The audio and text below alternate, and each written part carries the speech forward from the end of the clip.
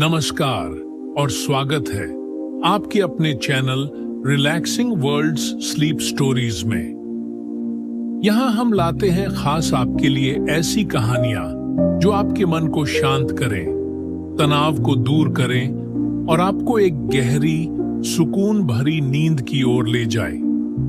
हर कहानी को इस तरह से रचा गया है कि वह आपको कल्पना की एक सुंदर दुनिया में ले जाकर सुकून और राहत का अनुभव कराए। चाहे आप दिन भर की थकान मिटाना चाहें या सिर्फ चैन की नींद पाना चाहें, हमारा चैनल आपके लिए है। तो चलिए सुनते हैं एक और प्यारी नींद से भरी कहानी।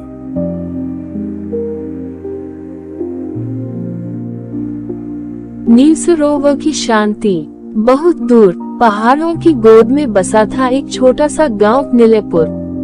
ये गांव दुनिया की भागदौड़ से बिल्कुल अलग था। यहाँ हर चीज जैसे समय के बहाव से मुक्त थी। पेड़ हर मौसम में हरे रहते, नदियाँ मीठा संगीत सुनाती और हवाएं फूलों की भीनी खुशबू बिखेरती थी।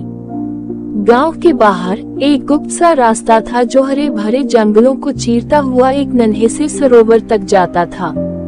इस सरोवर का नाम था नील सरोवर। कहते थे कि जो भी वहां जाता उसका मन इतना शांत हो जाता कि सारे दुख, सारा तनाव एक नर्म बूंद की तरह बह जाता। पहला दिन। आमंत्रण। कहानी की नायिका अमृता एक थकी हुई आत्मा थी।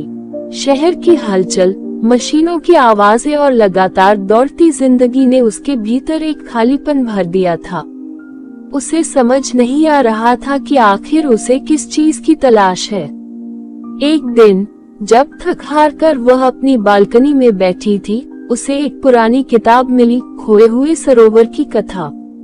किताब में चित्र था शांत पानी, नीले कमल, झुके हुए पेड़ और धुंधली पहाड़ियों के पीछे से झांकता सूरज। चित्र के नीचे लिखा था, जो अपनी आत्मा को सुनना चाहता है उसे नील सरोवर बुलाता है। किताब के आखिरी पन्ने पर एक नक्शा बना था, नीलेपुर का नक्शा। उस रात अमृता ने फैसला कर लिया। वह सुबह की पहली किरण के साथ अपने सफर पर निकल पड़ी। दूसरा दिन। यात्रा। सफर लंबा था। ट्रेनें बदलनी पड़ी, फिर बस और फिर एक बैलगाड़ी। समय जैसे पीछे लौट गया था।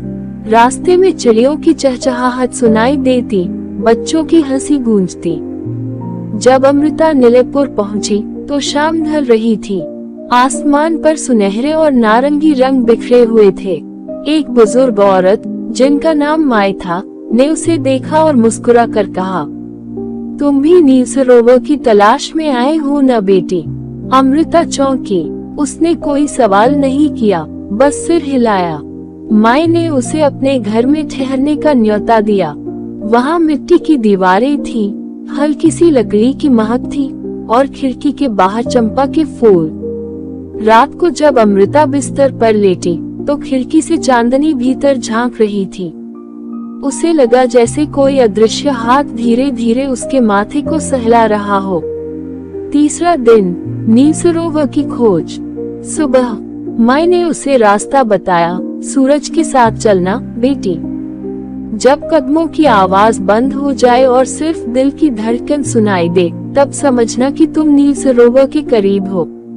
अमृता चलती गई।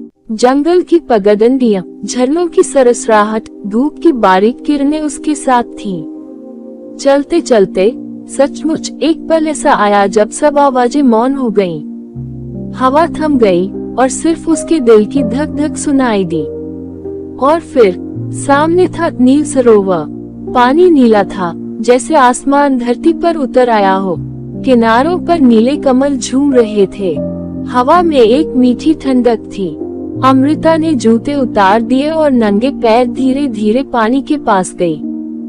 वह पानी में बैठ गई, अपने हाथों से लहरों को छूने लगी। अचानक उसे महसूस हुआ कि उसकी सांसें गहरी हो गई हैं। जो बोझ वह बरसों से ढोती आ रही थी, वह जैसे खुद ब खुद पानी में घुलने लगा था। उसने आंखें बंद की। चौथा दिन। आत्मा का संवाद। जब उसने आंखें बंद की, उसे अपने भीतर एक मधुर सी आवाज सुनाई दी, तुमने खुद को बहुत थकाया है, अब खुद को माफ कर दो। अमृता की आंखों से अनायास ही आंसू बहने लगे। उसने कभी खुद से बात नहीं की थी, कभी खुद को गले नहीं लगाया था। उसने खुद को केवल कार्यों की सूची में बांध रखा था।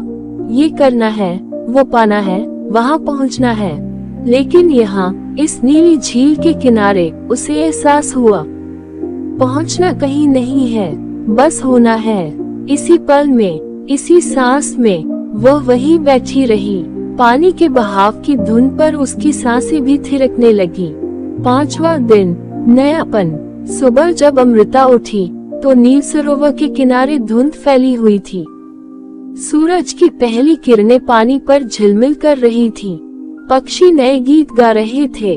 अमृता ने एक नीला कमल तोड़ा और अपने दिल के पास रखा।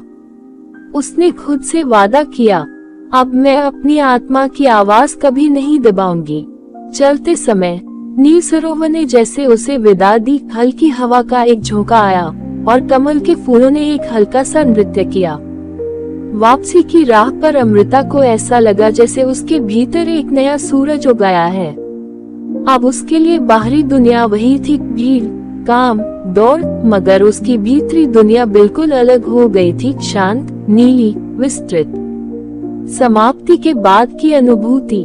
अमृता नीलेपुर से लौटी, मगर हर रात वह अपनी बालकनी में बैठती, आंखें बंद करती और खुद को फिर से नील सरोवर के किनारे पाती। अब वह जानती थी कि नील सरोवर कोई भौतिक स्थान नहीं था, वह तो उसके अपने भीतर था। एक ऐसा स्थान जहां वह जब चाहे लौट सकती थी, जहां कोई शोर नहीं था, सिर्फ मौन था और मौन में पूर्णता।